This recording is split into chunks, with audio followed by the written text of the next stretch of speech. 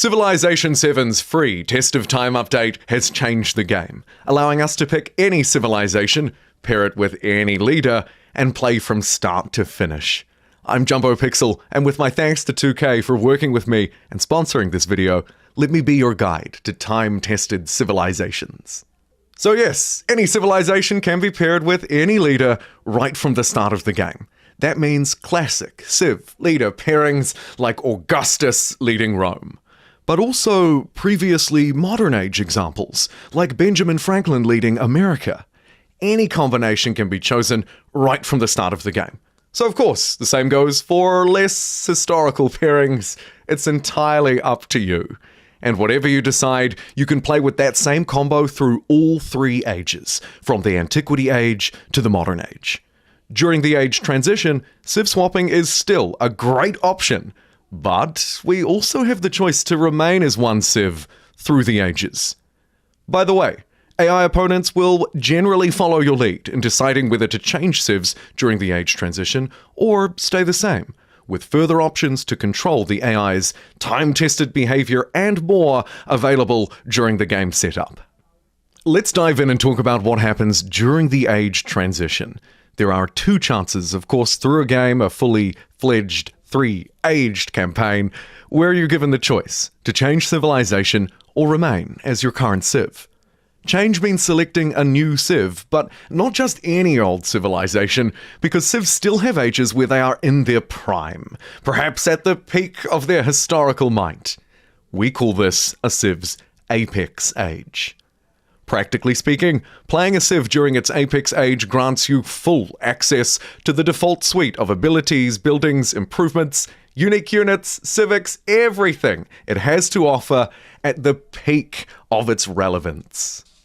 So for Rome in the Antiquity Age, that means the Roman Legion military unit, my unique buildings, and the full Rome civics tree. If I were to change Civs heading into the Exploration Age, I might pick a strategic pairing like Spain or Norman. By default, these options are unlocked thanks to your Civ, leader, or gameplay decisions. I'm more interested here in what happens when I'm playing as the same Civ through all three ages, though. Inevitably, playing during my Apex Age, but also through the other two, where I'm now known as a time-tested civilization. But what does that mean in practice? Back to my Augustus leading Rome example, Rome is entering the Exploration Age. And as Rome's Apex Age was during the Antiquity Age, it's now a time-tested Civ. And it will be for the rest of the game. A time-tested civilization keeps a lot of what makes it unique. For example, as Rome, I can hold on to my architecture, my unique buildings, but my Roman Legion unique units naturally aren't going to be all that useful as combat technologies advance in more modern times. By the way, the same goes in reverse. So, America's unique rail yard and steel mill, for example, that can form the unique industrial park quarter are obvious examples of modern age infrastructure. They won't be available during the Antiquity Age. However, almost everything else will fundamentally remain. City names, unique architecture, ageless infrastructure, and the Civ's ability, as well as its broader look and feel.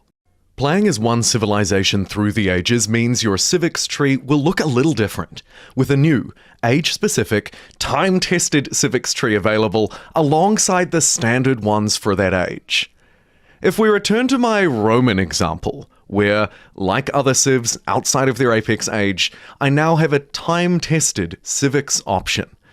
Firstly, a civic option that reinforces what I already do well, generally speaking, a great buff to my existing benefits or ways to support it.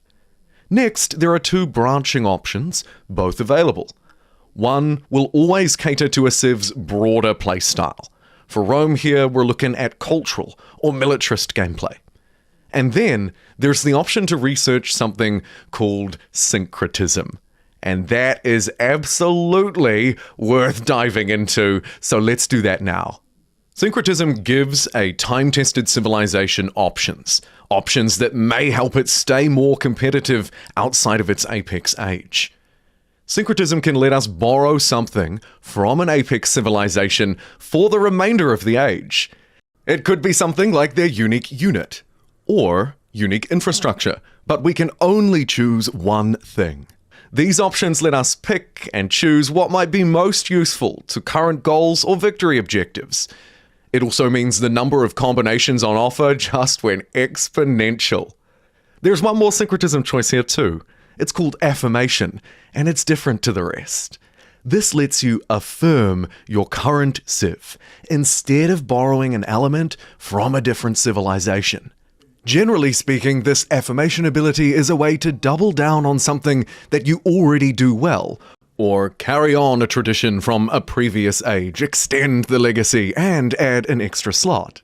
So we now have the ability to play as one civ, any civ, through the ages. And this is even true within syncretism, thanks to the affirmation option. Whatever you choose, your one civ through the ages narrative can continue uninterrupted. Finally, as you're shaping a civ through the ages, there are a couple of other broadly related things that I think you should know. Firstly, don't forget your leader attributes. Your leader will not change throughout a game, regardless of what you do with your civ. Leader attributes also remain as the ages progress, sometimes even becoming stronger. Take note of the split between the happiness and influence benefits on the leader attribute tree here too. Branching paths here will require you to make decisions between happiness to support celebrations and growth, or influence used to support your diplomatic interactions with other civs, including things like war support. Secondly, all of your civics will be unlocked using culture. The more cultural buildings, supporting benefits, the more cultural output you have, the faster you will be able to get this stuff unlocked. So take care to boost your cultural output along with the rest of your priorities.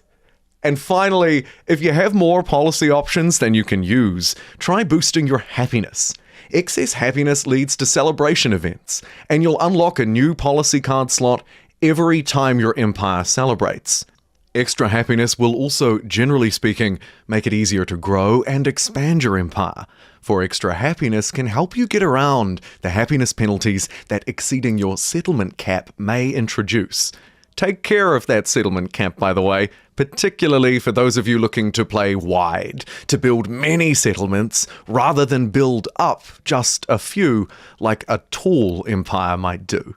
For more tips and tricks about how to grow an empire, and actually basically every element of Civilization VII, from beginning right the way through to victory, be sure to check out my other guides and the Civilization VII Settlers Hub for even more great resources. Thank you so much for watching. I'll see you next time.